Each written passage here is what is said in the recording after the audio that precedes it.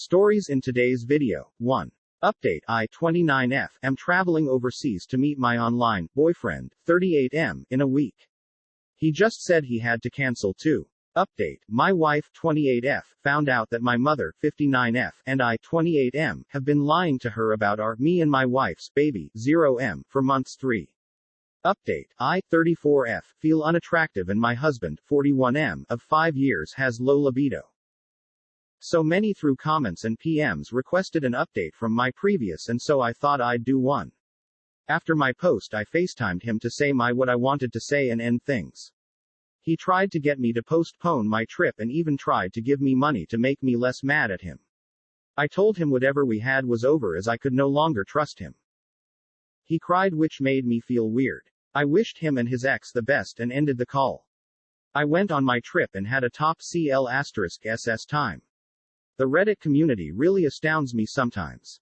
I received a lot of PMs of suggestions of things to do and see, and the trip to Ireland became a trip of a lifetime.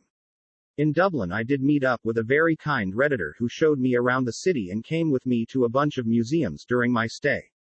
I saw amazing sights, met a bunch of really cool people through my travels, and met a few really cute Irish boys. I learned a lot about myself on my first solo trip abroad. I am pretty self-reliant and I did a lot of self-reflection. This relationship was my first serious one after my ex and I split up. I think in my desire for closeness with someone I ignored a lot of red flags and downplayed my self-worth. I am now focusing on making real connections with people I meet in real life and have decided to stay away from anything long distance indefinitely. My first night in Belfast I did message him after I had had what was probably too many beers, damn you delicious Irish beers, and he said he was sorry but it was what it had to be. It didn't really seem sincere and it extinguished any romantic notions I had. Thank you to everyone who commented and PM'd me. It really made me excited for my trip and it was the best time. TLDR, online BF backed out but after some logistical rearranging I still went on my trip and had the best time ever.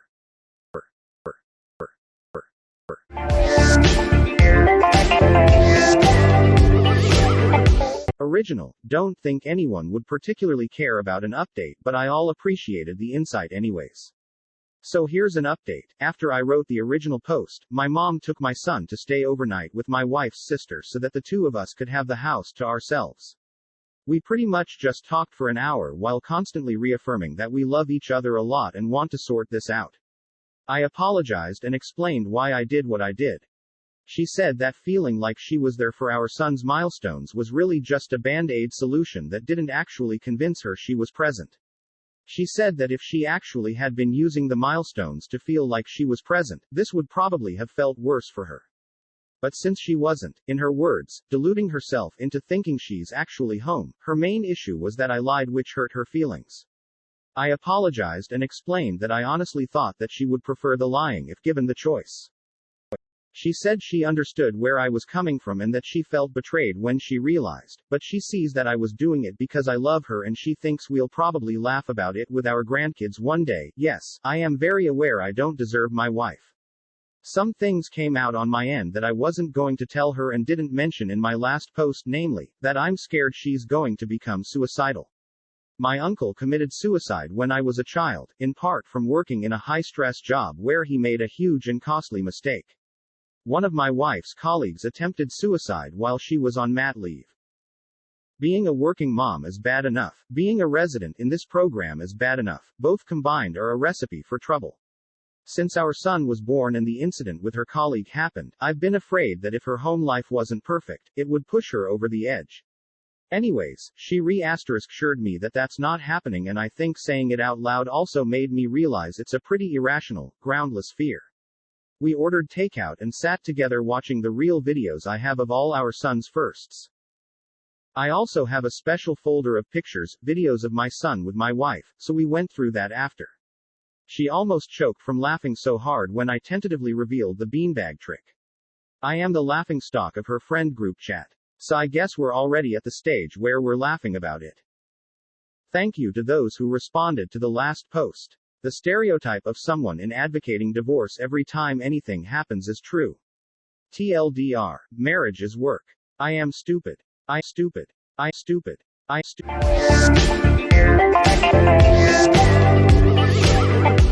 posted last summer about struggles with my husband of 5, our longest dry spell being 9 months. I felt unattractive and undesirable, and wanted to have S*X more often, but he was happy to never have S*X again, aside from how that would affect me. I wanted to feel like a S*X goddess again. Reddit advised me all kinds of things, from checking testosterone, to therapy, and even that there was no hope, and if I wanted to feel like a goddess again, I'd have to leave him. That hit me hardest was Jimmy Dance parties, who pointed out that I was allowed to feel the way I did. Well, I feel like a goddess again, everyone. Laughing face, what happened? I decided to go to individual therapy, and focus on myself, work on myself. My physical self-image was a symptom of a larger problem. Troubles at work, troubles at home, a storm inside. During counseling, I opened the door to a cellar where I had been keeping my true self locked in the dark, ashamed of her. I was bullied as a kid, and I had no idea I had accumulated so much self-loathing since then. Releasing that was amazing and so freeing. And so, by the time I said goodbye to my counselor, I was stronger and more self-assured.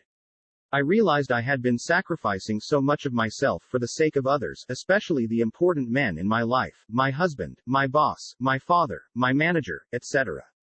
I was constantly seeking approval, trying to please them. My relationships had gotten completely out of balance. Things started to get complicated. I developed a crush on a colleague, and because I am Demis*Schul, my attraction to my husband started to diminish. The more time P*SSED, the more I felt like I just didn't care anymore what he thought of me. At a low point, I said to my husband, "You know, you always keep your thoughts to yourself." I used to find it mysterious and interesting, like a puzzle I could unwrap. But now I realize that there's actually no mystery to unravel. There's just nothing. And the silence is boring. It was hurtful and unkind. I'm not proud of it. Something changed after that. Both for him, and for me. Over the course of the next few months I gave less, and I took more. I went to conferences, I left the kids with my husband, I took time off work, I stopped making up for the mistakes of my superiors at work and let them deal with the consequences of their actions. I felt like I was coming home to my true self, my no-nonsense kick*SS self. One night my husband and I were watching Alien, and he confessed that ever since he'd seen the original as a boy, he'd really liked Ripley. She was the kind of woman he had wanted to marry. And so he married me. You should have seen my face, the tears wouldn't stop. I felt like he had finally told me what I needed to hear the most. I got rid of my attraction to my colleague.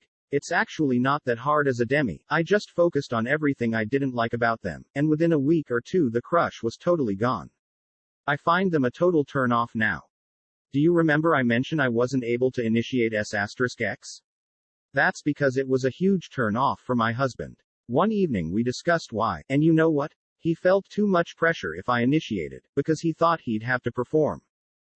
Once he realized that he can safely turn me down if he's not in the mood, and also that's it's okay for us to kiss and cuddle without it leading to something more, he's been okay with me initiating.